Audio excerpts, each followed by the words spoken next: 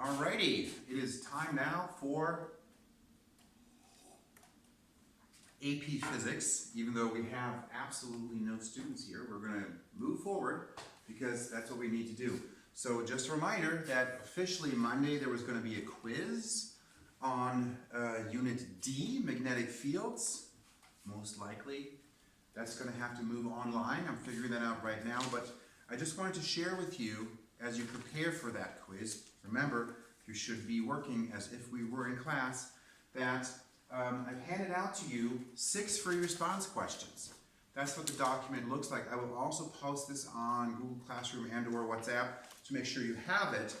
And I just wanted to let you know which one of those problems are actually the kind of problems that we would be working on, need to be working on in terms of preparing for the quiz on Monday, rather than the quiz which would have been the day before we leave on spring break. So here's the deal. Unit D and Unit E are the last 2 units in the course, as you know. So we have magnetic fields as this unit,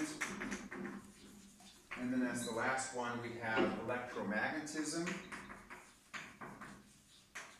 Although there clearly are connections. So here are the problems that are in those. So we have, and this is from the 2009 test. There are 2 versions of that. This is version 1, which is the first one that I printed. On that, question 3 is completely from this unit. From the 2018 test, we have question 3, parts A through D. And good job, Holmes, figuring out that the rest of that question, namely parts E and F, are in the last unit, electromagnetism. Then we have a second version of the test from 2019. And on that, question 3, parts A through E, are from the 4th unit, D, magnetic field, and then the rest of that question, 2019, question 3, part F, belongs in the last unit. We have also a question in 2017 on that test. That's question 3, parts A through D. And again, good job, Captain Obvious. Question 3 tends to focus on magnetism or electromagnetism. So just be aware of that. And then we have 2 more things down here. 2017, parts A through D. Does that mean, so, hang on. Okay. Hang on doesn't really work well for YouTube, but, oh well. So, A through D is actually the whole problem. So it's kind of pointless to me have written that. So the whole question. Okay, and then over down here, from 2016, question 3 completely is electromagnetism. And the same thing is true of 2015, question 3 as well, is in that unit. Okay, so please take a look at those problems. The solutions are provided to you. If you were in class today, I might have gone through and solved some of these with you, but that seems pointless. I'd rather spend time today moving forward into the next units and then laying the groundwork for Unit E, electromagnetism. We introduced that unit yesterday when there were a few of you still here, and specifically, we talked about the idea of taking a wire loop and moving it into a magnetic field. So we take a wire loop, and I draw it thicker here, in order to illustrate that this is actually a pipe that contains charges. So metals are different from water pipes in that metals are charge pipes that come with the charges included. So they conduct charges, current. The current is moving charges that are already there. So if we move this thing with a hand, here's our ugly looking hand with 3 fingers, and we move it at a speed v, the whole thing, then we're actually moving charges. I'm just going to draw the negatives because we know that the negatives are the ones that will be able to move because the positives are too massive. They are experiencing the same force, but because they have maybe 100,000 times the mass, they will experience 100,000th of the acceleration. Therefore, they effectively do not move in the same way that the Earth does not move if I drop a piece of chalk, but the chalk drops. These charges are now moving to the right. They have a speed, v. They have a charge, q. There's a magnetic field, b. The field and the motion are at right angles. Just a reminder about that. The force on a moving charge, qv cross p. So they will experience a force. Okay, and let's just figure out which direction it is. Same thing we did yesterday, but it should be straightforward. Our negative charges are moving to the right, but hey, they're negative, so we need to turn our hand around for the right hand roll in terms of making sure the force points in the right direction. We need to curl our fingers in the direction of the magnetic field. We can't do that like this, so we can turn upside down like that. And now that I curl my fingers into the magnetic field, into the board, which is the direction of the magnetic field, the force is down. So the electrons will be forced down. Now I can say the electrons, but which electrons are actually experiencing that force? Only the ones that are currently actually inside the magnetic field. So not the electrons to the left, only the electrons to the right. I'm going to just indicate that by changing the color there slightly. I hope it shows up in the video. These are yellow, these are experiencing the force. And the white electrons do not experience force. Okay? We can even label that on here. Experience force. Okay? And the force they experience, as we just discussed, is downward. Now the electrons will be pushed downward. Now if they are in the horizontal wires, here on top and here on bottom, there's really not very far they can go. They will move downwards towards the bottom of the wire. There will be a charge separation occurring in those kind of wires. So wires that are moving through a magnetic field, and they're moving along the direction of the wire, there will actually be a charge separation occurring inside that causes effectively them to act like a slight capacitor. That's called the Hall effect. I mentioned that yesterday. You don't have to know it for the test, but it does happen. So the charge separation, there'll be electric field building up inside here, actually pointing down as the electrons kind of pile to the bottom. But these are the interesting electrons. They're the interesting electrons because they will get deflected downwards, and they can move along. This top one moves down, scooches this one down, and so on, and they start moving electrons in a clockwise way, which means there will be a current flowing in the counterclockwise way. Okay, so we'll draw that in. So this direction is the direction of a current flowing in here. Okay, so we're generating current, we're inducing current by moving a wire through a magnetic field at a constant force, at a constant speed. Sorry, the speed is constant. This means, of course, that we're converting mechanical energy to electrical energy. Okay?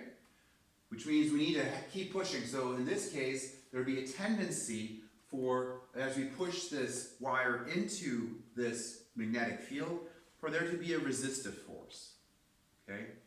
Shouldn't be a surprise that there's a resistive force, because let's think about that. We have a current flowing, right? The current flowing counterclockwise. Aha! So that means in here, current flows up. Well, we know that if there's a current flowing in a magnetic field, that it experiences a force. Let's figure this force out. The current is flowing upward. The magnetic field is inward, so there's a force backwards on this current by the magnetic field. Okay? So there's a force that's being built up there due to the current that is now moving. So there's a force in this direction. And of course that means unless, this is the magnetic force, FB. Hope that shows up on the video. Purple doesn't show up so well. So that unless we push with a force, there needs to be a push force of us forward, okay? This loop will slow down because it needs to be able to move at a constant speed v. It needs to have a zero force, Newton's first law, okay? So we need to have a forward force And let's draw that in green. Why not? Because our hand is green. We're moving this thing forward at that speed v. We're giving it a forward boost F. And that's Fn. Force of the hand is forward and it's equal to B. Okay? Good. So that's going on here. Now we've got kind of a qualitative discussion here, but we'd like to also have included here a conversation about the magnitude of the voltage. It seems strange. How are we talking about this? Is there a voltage in here? Okay, the point being that something's moving this current, but we can't really traditionally talk about like the voltage difference because we don't really have a point that is higher voltage and lower voltage, or is this lower voltage that's higher voltage, or vice versa? I'm not exactly sure. So it's a little bit confusing. So let's take a look at our equation F equals QVB and try to put it in that language. So because it's in right angles, we have FQVB. Okay, that makes sense so far.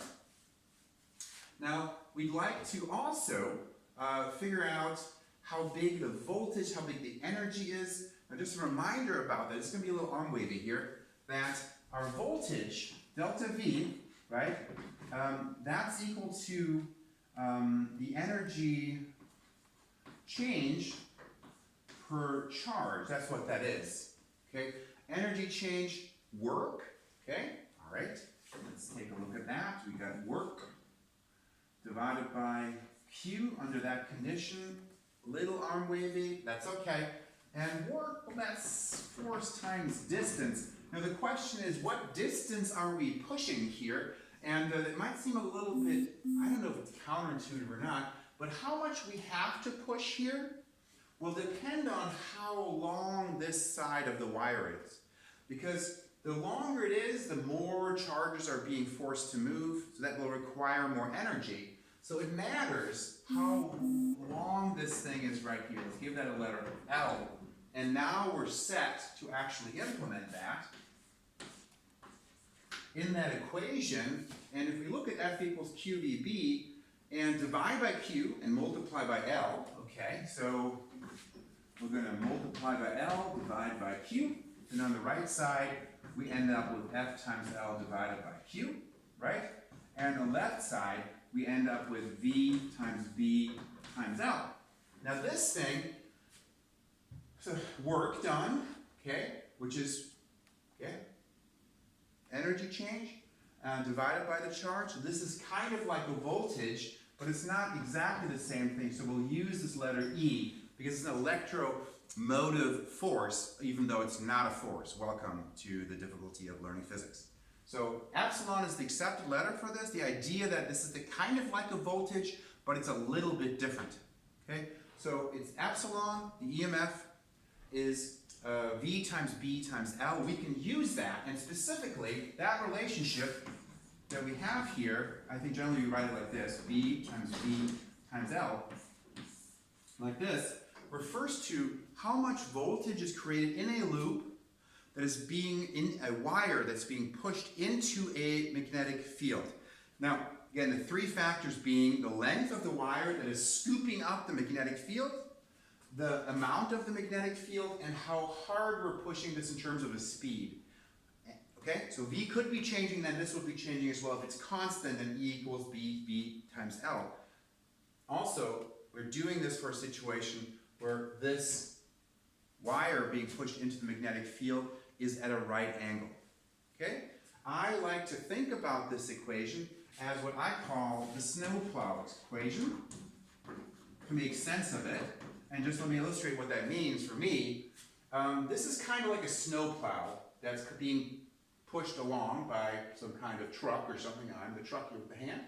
And the snowplow, and how much snow it scoops up, right?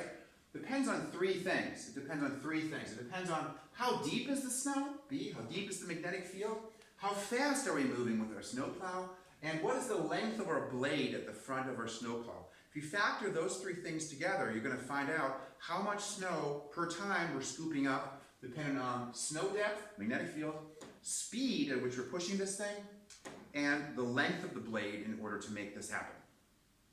Okay? That's where this equation comes from, and I'm going to stop the tape and then set up new.